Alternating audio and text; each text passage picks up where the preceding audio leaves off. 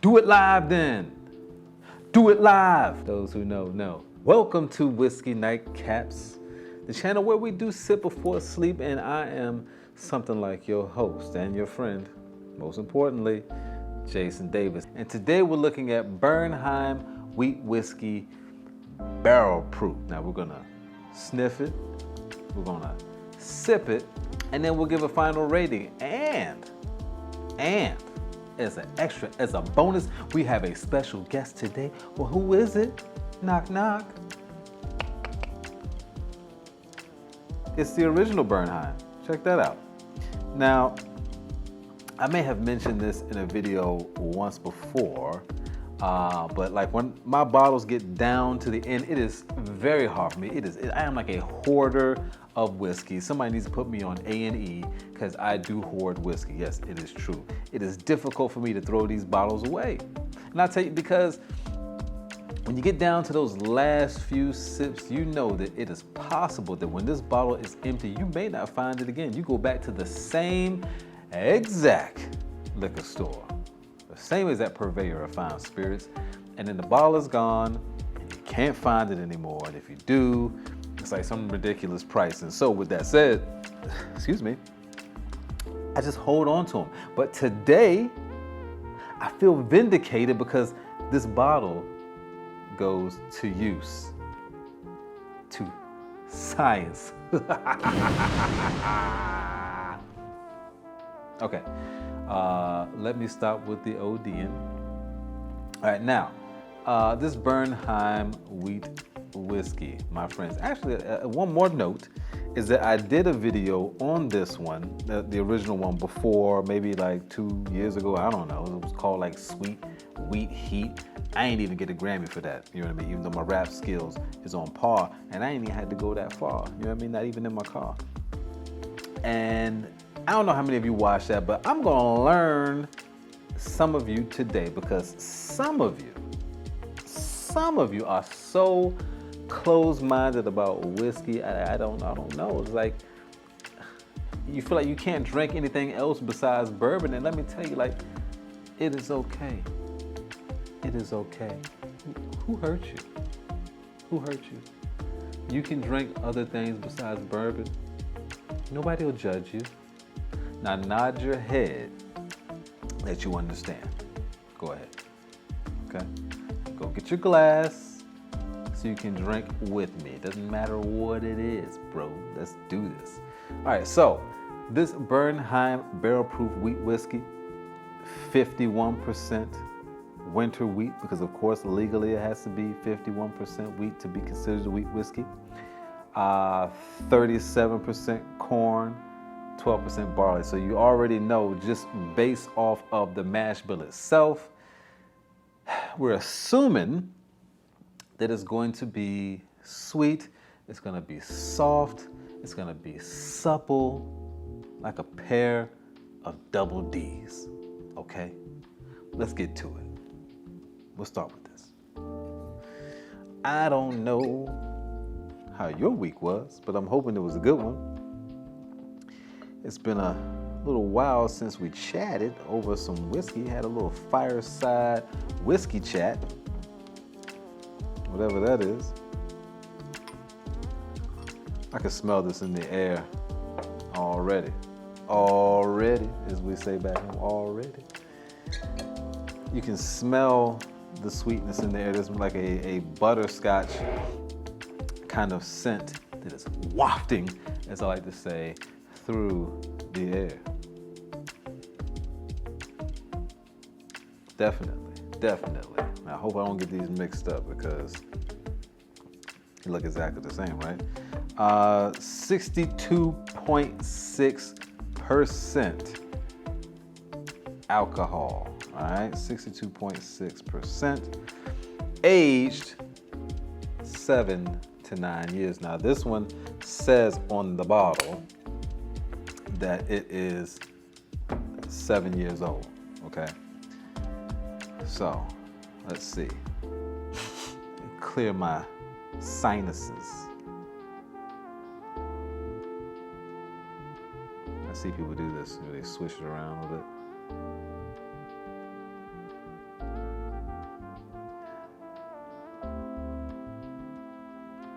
You get some barrel char right off the rip, all right? That's in a little bit of those caramel notes. You can smell the corn.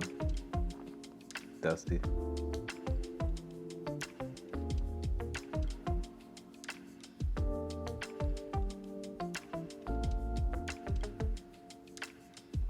Believe it or not,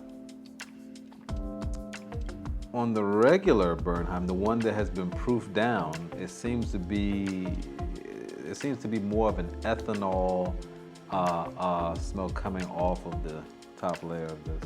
And of course, it's harder to pick up some of the notes on this one because it has been proofed down. You know, some of that barrel char is still there, but of course, it's lighter. There's a honey type of scent on there, and vanilla, which probably comes from the oak. Not picking that up so much on this one. You gotta be careful getting close to this. Like I said, it is 62.6%. You be looking like that cat from Fallout or Skeletor. You won't have no nose. And the nose. The barrel char is heavy on this one. It's overwhelming some of the other scents. That's all I'm picking up. All right, let's go to the palate and see what's happening there.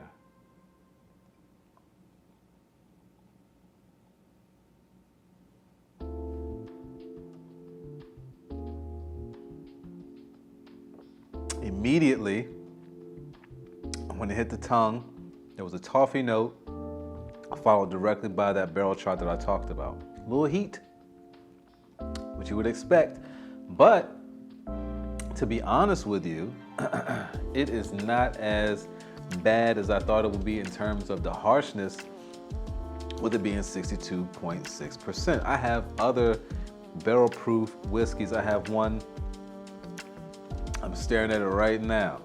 It's the Jack Daniel's single barrel rye barrel proof, which is close in percentage, but it is much heavier. Like, it has a heavier, not only a heavier mouthfeel, but a heavier feel, like in terms of how it expresses itself outwardly with you. Like it's a lot harder to take down. It needs to be, like, I keep distilled water on hand when I drank that one, and maybe even an ice cube. But the way it makes you like foggy too, it's harsh going down. This is a lot smoother going down, even though the proof is very high. That is excellent, all right? Sometimes I want to do high proof, but I still want to be able to talk the next day. You know what I mean? All right, let's see the regular one. Actually, let me get a sip of water real quick, just to kind of cleanse the palate, like you do when you eat sushi and you get that little ginger. This is grade A distilled water. And not because I'm a whiskey connoisseur and because I'm fancy, but because I ran out of bottled water. That's why. And tap.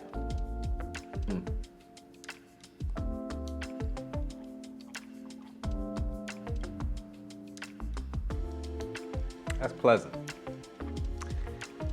As soon as it hit my tongue, there was more of a melody of flavors. And a lot of the ones that I picked up on the nose, same ones, there was like the honey, there was a little bit of caramel, there's a little bit of vanilla. Also with the barrel char on the finish. That's pretty dope, if I do say so myself. As you can see, most of the bottle is gone. So obviously, I liked it. I guess, you know, sometimes the proofing down does make sense. I saw this video, I think it was about Jim No, saying that he like would put bourbon in a glass and like fill it up with water and make almost like a tea out of it, and that's how he would drink it. That I can still, there's still more that I'm experiencing in this moment. It's kind of like the finish is long. It wasn't a short, brief one. It's still there. And like, like my instinct is to reach for this glass. You know what I mean? That's my instinct, is to reach for this glass and kind of like finish it, which I think I actually will do, because it's Friday. You do got a job, but you ain't got shit to do. That was almost bad. Almost went down the wrong pipe, and that's happened before. Water going down the wrong pipe is one thing. Whiskey going down the wrong pipe, that's good. I don't mind it. I don't mind. I don't mind. All right, let's see. Last sip of the barrel proof, and then, my friends, final thoughts. It smells like a sticky honey. That barrel, that charred oak is there, but not in the sense of like, not a heavy char, not like an alligator char. Just enough to bring out the sweet flavors, but also give it not necessarily a smoky smell, right? Because people get confused, but it's charred. It's got that heat, it's tingling the tongue, and it's good, but more one note than the proof down version, which is 45%. And I forgot to add that. It's 45% on the proof down version. Now, don't take this to say that like all barrel proofs are the lesser version of the proof down, because there are some whiskeys that I really prefer as the full proof, barrel proof, cask strength, whatever you want to call it. It is all the same, right? But there's some of them that are much better because of the fact that they're not proof down, because that water that's been added to it diminishes the true character of the whiskey. But in this case, I gotta say, the 45% to me, just strictly from a taste perspective, is better. It's better. Now, am I saying that this is bad? No. Don't put words in my mouth. And I'm not saying that it's not worth the purchase. And I'll put the price up here on the screen somewhere, because right now I can't remember. So in the editing process, I got you. But also, because of the proof, if there's somewhere you're trying to get to by having a sip, okay, this is gonna be like taking a walk, and this is gonna be like Scotty beam me up. Now, give me your opinion. Have you had both of these? Have you had one of them? What do you think about wheat whiskey in the first place? I like wheat whiskey.